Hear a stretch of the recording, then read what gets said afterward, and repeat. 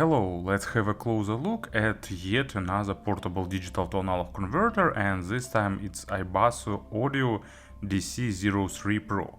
Of course, a lot of you remember the whole lineup of iBasso 01, 02, 03, 4, 5, 6, so they created really extended lineup of portable digital to analog converters, but now they decided to upgrade like previous versions of their models, and they started with DC03 because it's a really well priced model. So far it's available for about $60 in retail, and if I remember, MSRP is about $60-70.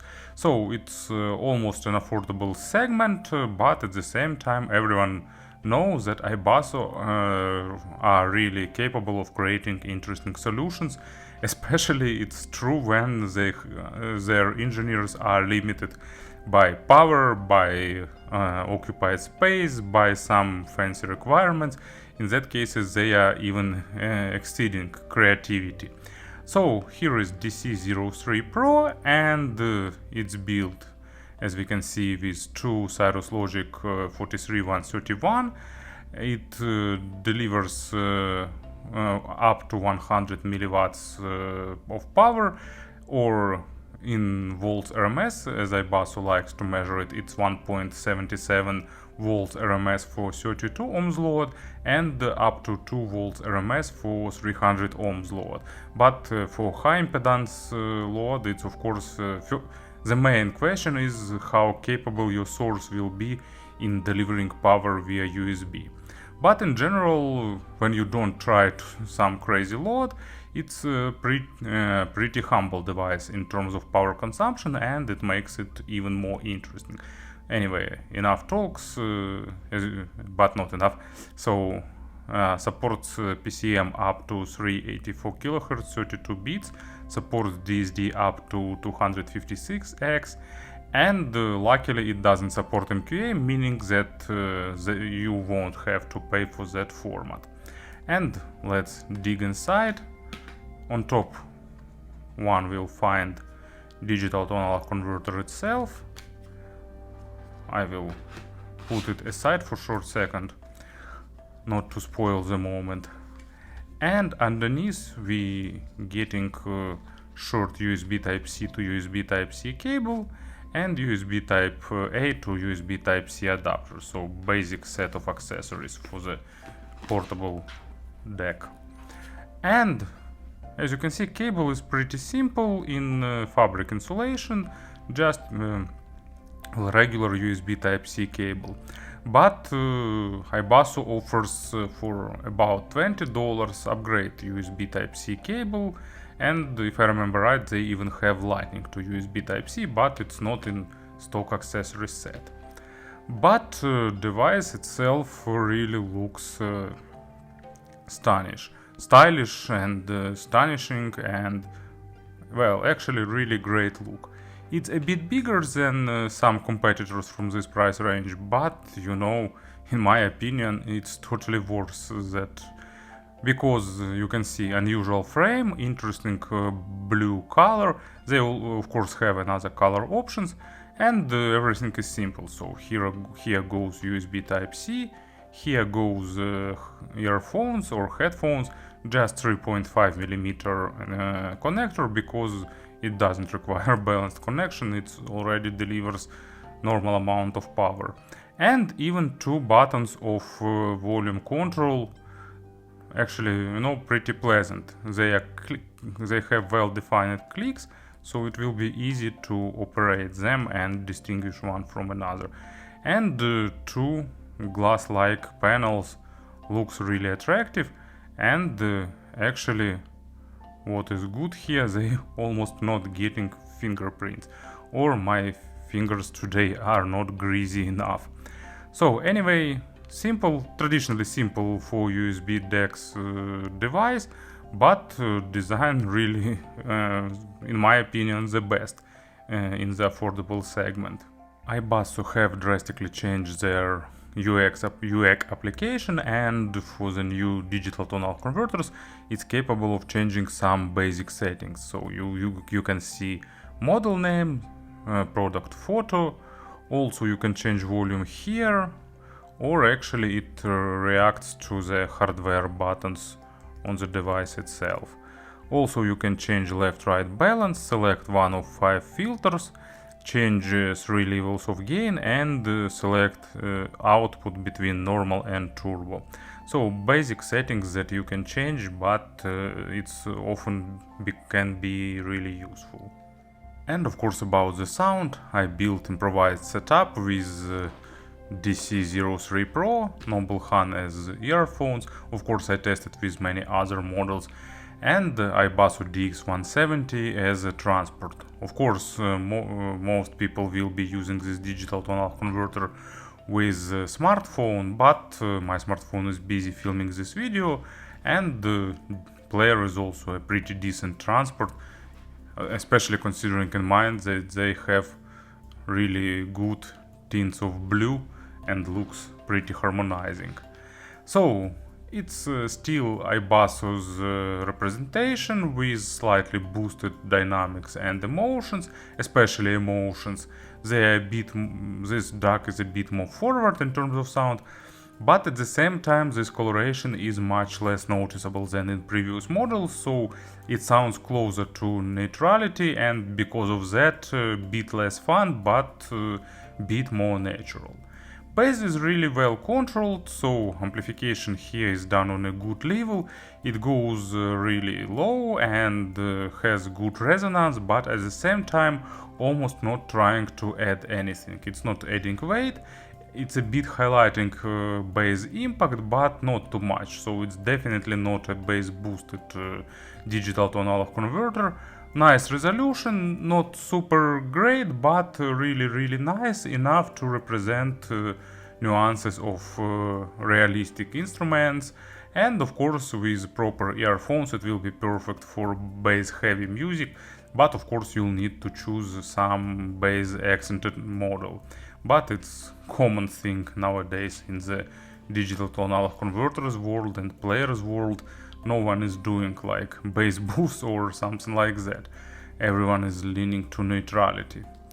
And example for the low frequencies will be Doing It Right by Daft Punk, while everyone is waiting for their re-released version of this album.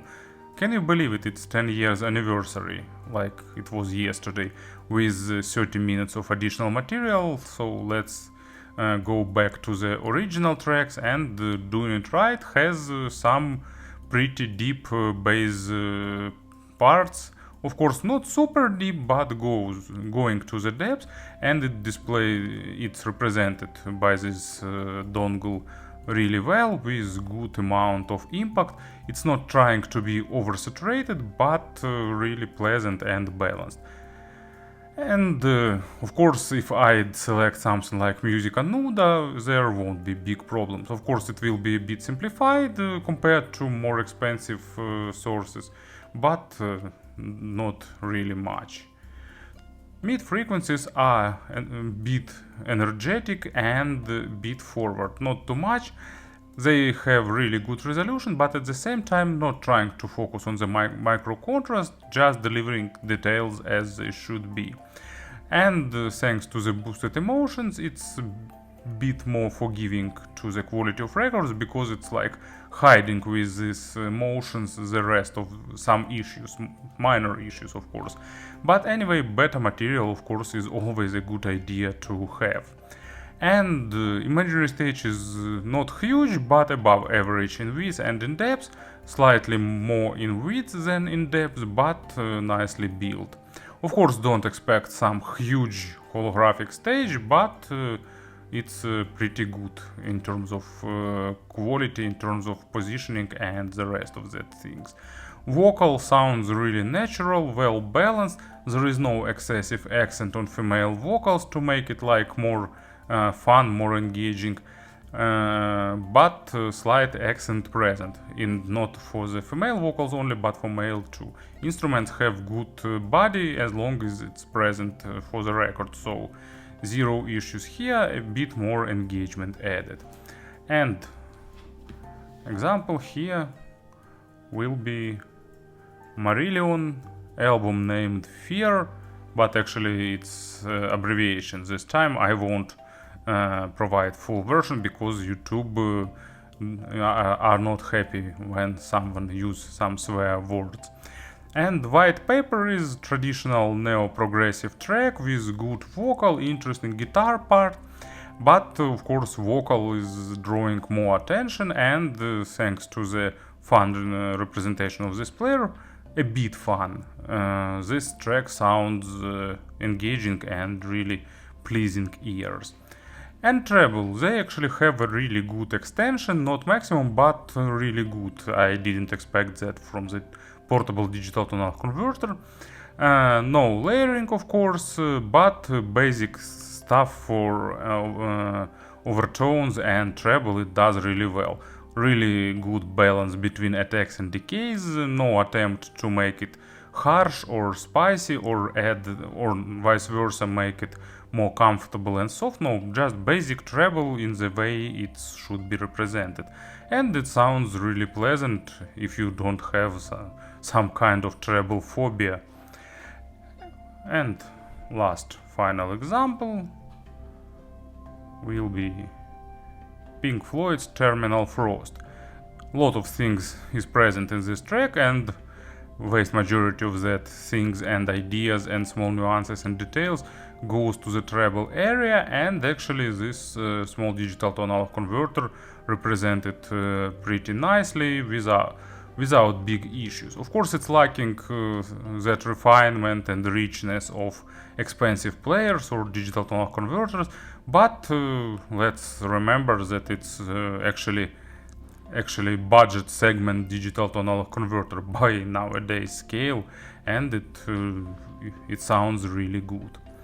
In terms of driving power, I didn't try some high impedance headphones, unfortunately I didn't have this opportunity now, but it's really good with low background noise with sensitive IEMs, and with relatively tough to drive full-size headphones it behaves pretty well. I tried iBasso SR2 for example, and I enjoyed the result. Of course desktop amplifier will be better, but for use on the go it's really good. Speaking about the comparison, there are tons and tons of these dongles in this segment. Of course, I didn't compare them all. Actually, I did just a few comparisons. So, compared to the previous DC03, it's less forward, and because of that, it sounds more natural. But if you like forward and energetic sound, maybe it's better to stick with DC03. Shenling's UA1S that I mentioned, I reviewed not so long ago. It's a bit less highlighting dynamics and emotions, sounding more polite, more natural and less colored. Fio's KA1, it's a bit more tighter with a bit of additional weight. But actually, as I've said before, in this segment there is no like clean winner or loser or something like that. Just think of representation you'd like to achieve and select dongle based on that, and you definitely won't go wrong, because it's only a matter of taste here. And this one is really good one. So thank you for listening, thank you for your attention, and of course have a great day.